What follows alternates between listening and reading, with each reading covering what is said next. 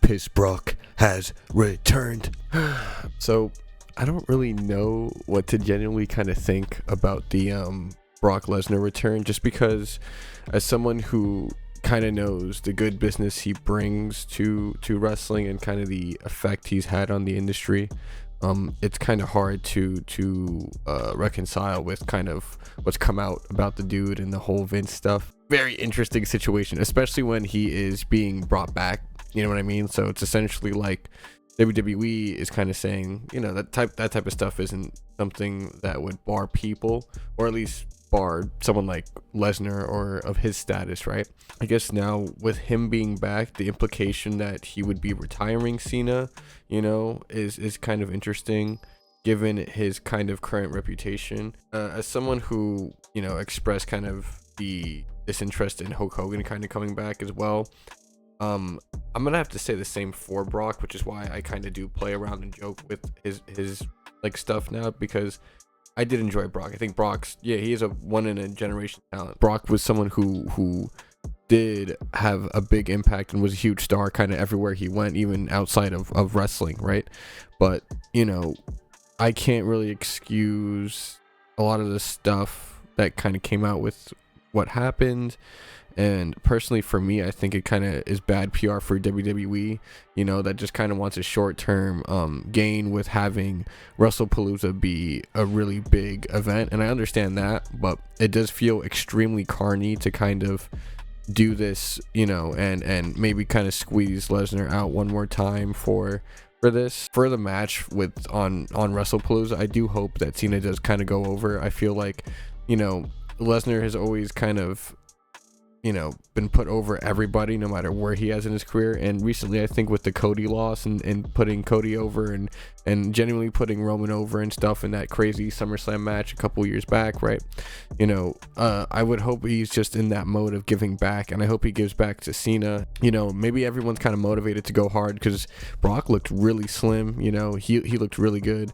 So, you know, despite what I kind of think of the situation, it is happening and it is huge. I don't know what's going to happen with the whole Ruthless Aggression pay-per-view, you know, if there are like any real legitimate plans with that, just because, you know, it seemed like that's where they had the initial plan to have, you know, Brock and Cena. You know, with the spontaneous Sami Zayn kind of US Open Challenge, I kind of do see more dynamic things happening in these last couple of dates that might mean a lot more matches, because they've realized what people really want to see is genuinely just Cena in one more legitimate run. You know, nothing new to really switch it up, just kind of him in his form, you know, in that form interacting with the current roster. I think more people, especially with how Brock kind of is now perceived, have more of an interest in Randy Orton and seeing, you know, CM Punk again and stuff like that, just because it feels fresher. They're constantly engaged in the product, so there's more context there now between them.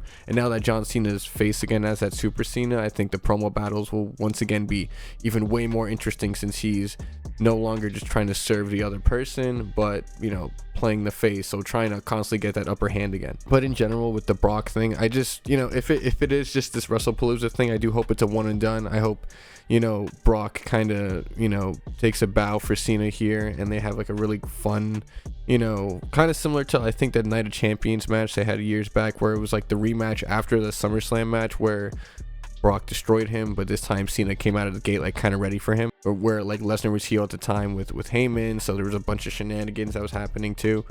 But it was a really fun time. This type of stuff moving forward, especially with like how they'll treat, I guess, like smaller superstars, like, you know, like Matt Riddle and stuff, for their problematic behavior, you know, and kind of them getting chastised, you know. And I think it's more the fact that they might have, you know, less of a connection with the actual workers, so then they get ostracized instead of them actually doing something wrong. You know, despite Hulk Hogan stuff, despite Lesnar's stuff, like, you know, people are still revering them. I mean, despite Vince's stuff as well, right? Like, the majority of the roster was like at the 80-year-old's birthday party thing, which, you know, I understand that there was a relationship there where, you know, the context of a lot of these people's livelihoods was based around this dude, you know, but that doesn't really excuse the actions done, because these are crazy things. It's not like dude was just littering, or people saw his porn history or something. And even with Lesnar, like, it's not, people are saying it's just like looking at someone's porn. No,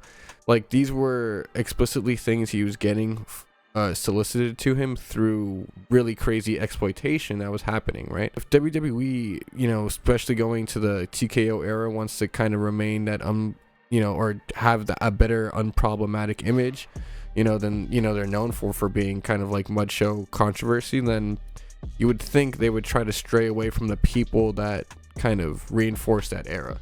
But at the same time, most of that old guard is kind of still there, so it's kind of a hard thing to navigate. Lesnar is another kind of example of that. I mean, like Flair. I mean, look at all the top goes kind of before, like, the 2010s. Even you could say, like, Randy Orton probably for a little bit was problematic for a lot of people. I mean, even Hardy, right?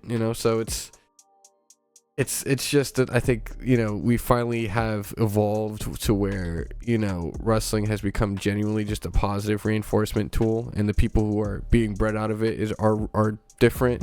So I would hope that moving forward we don't have to rely on the old guard who really shouldn't be spotlighted now because of recent stuff. It does kind of come back to the erasure of the History Month acknowledgments and stuff like that, and all that. It's just like, it makes me think about that stuff more when I see like decisions like this being made.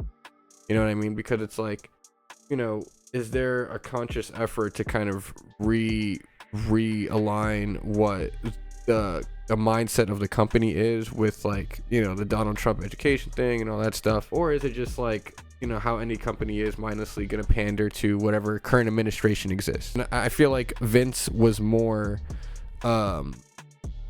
despite the ego, like, he would try to have an active hand in that. So it felt, at least not as insidious, and the foreshadowing of the company just being completely, or having no identity, wasn't there. But now it kind of is. And it's just, I feel like the Lesnar decision, the whole thing with WrestlePalooza being a last minute ESPN thing, I mean, it's cool that AJ Lee, and there's been a lot of like stuff overall this year that's been really cool in terms of the in-ring product, right? But it's just interesting. I wonder, in terms of the long-term storytelling for all the people on the roster right now, how they kind of feel about everything, how they feel about Piss Lesnar, and how they feel about kind of him coming back, for this Cena run. For me, it's like, bro, I don't know. Like, I feel like, I would rather not, use a performer, even if it gets me the short-term boost, just because I feel like if I built like I can build an AJ Styles match, I can build a lot of various opponents that the fans themselves are chanting for. It will be entertaining, but it's definitely conflicting, to watch, in my opinion. So let me know what you guys kind of think about the Brock Lesnar return, and be on the lookout for more stuff about WrestlePalooza and the whole ESPN stuff.